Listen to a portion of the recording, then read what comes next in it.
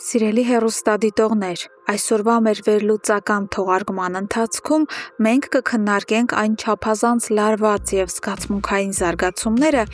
որոնք շարունակում են գլխի վայր շրջել մեր հերոսների կյանքը։ Յուրաքանչյուր դրվագ այսօր լի է անսպասելի բացահայտումներով։ Սկսենք շատ ջերմ, բայց միևնույն ժամանակ ճակատագրական խոսակցությամբ լի մի տեսարանից։ Վովան և իր մայրը Օլգան նստած են սրճարանում։ Մթնոլորտը հանգիստ է, նրանք սուրճ են խմում և անկեղծ զրուցում։ Վովան որոշում է կիսվել մոր հետ և պատմում է, որ այսօր այցելել էր Լեոյի տուն։ Նա նշում է, որ Սարգսյաններն իրեն նույնիսկ առաջարկել են միասին ճաշել, սակայն ինքը քաղաքավարի հրաժարվել է։ Բայց ամենացնցողը դա չէր։ Վովան դեռևս շոկի մեջ պատմում է Օլգային մի անհավանական զուգադիպության մասին։ Պարզվում է, որ ինքն ու Մանանը ծնվել են ճիշտ նույն օրը և նույն թվականին։ Այս լուրը լսելով Օլգայի դեմքին մի նուրբ ու շատ խոսուն ժպիտ է հայտնվում։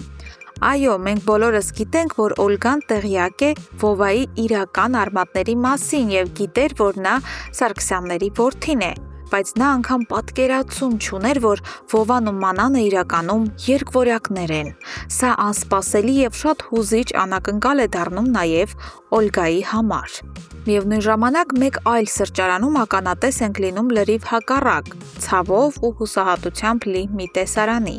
Այստեղ նստած են Լեան և Իննան։ Լեան ահավոր ծանր հոգեվիճակում է։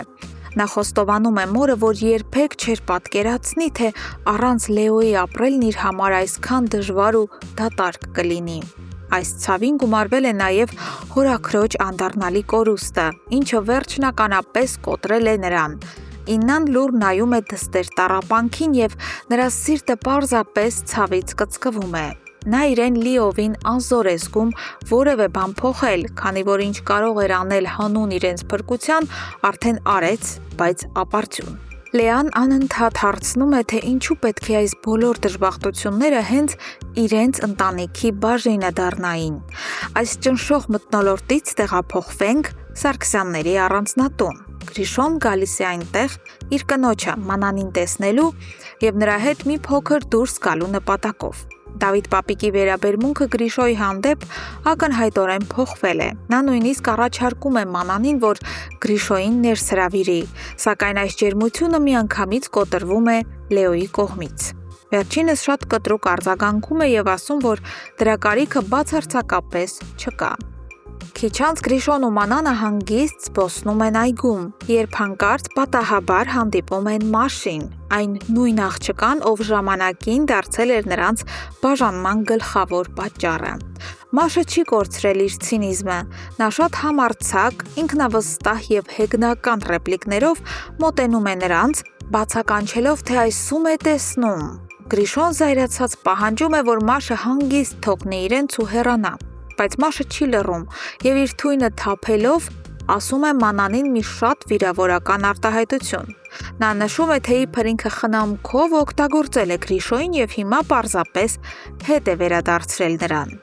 Իսկ հիմա անդրադառնանք սերիալի ամենավտանգավոր գծին։ Հունանը սկսել է շատ խորը և կասկածամտորեն հետաքրքրվել Արամից, թե որտեղ է վերջապես Ավոն։ Արամն էլ վստահեցնում է, որ ոչ միայն Ավոյի, այլև նրա կնոջ և երեխայի հետքին չի կարողանում դուրս գալ։ Սակայն Հունանի մոտ անմիջապես կասկածներ են առաջանում և նա հարցնում է, թե Արամը որտեղից գիտի այդքան մանրամասներ նրա ընտանիքի մասին։ Արամը պատասխանում է, որ խոսել է Ռոզիի հարևանների հետ, ովքեր ասել են, որ վաղուց չեն տեսել նրանց։ Ուստի ինքը ենթադրում է, որ Ավոն ու կինը արդեն երկրում չեն։ Այս պատասխանը Հունանի կասկածները ավելի է խորացնում և նա որոշում է անձամբ հետևել Արամին։ Հենց Արամին հետևելով Հունանը վերջապես դուրս է գալիս Ավոյի հետքին և թակում նրա հյուրանոցի համարի դուռը։ Ավոն բացում է ու զարմանքից ապշում։ Նա հասկանում է, որ ամեն բան ավարտված է։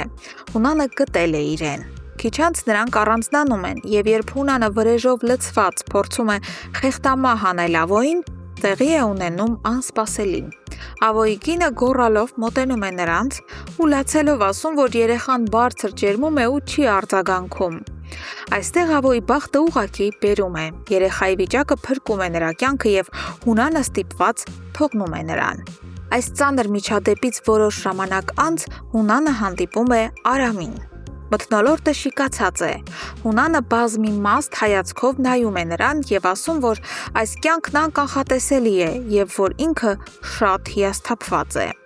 Նա դեմ առ դեմ ոչինչ չի ասում Արամին, նրա ստելու կամ Ավոյի տեղն իմանալու մասին, բայց Արամն արդեն պատրաստ էր այս խոսակցությանը, քանի որ Ավոյից նախապես զանգ էր ստացել ու տեղյակ էր Հունանի անսպասելի այցի մասին։ Իսկ դուք ինչ եք կարծում, հարգելի հետևորդներ, ինչպես կզարգանան Հունանի եւ Արամի հարաբերությունները այս դրվագից հետո։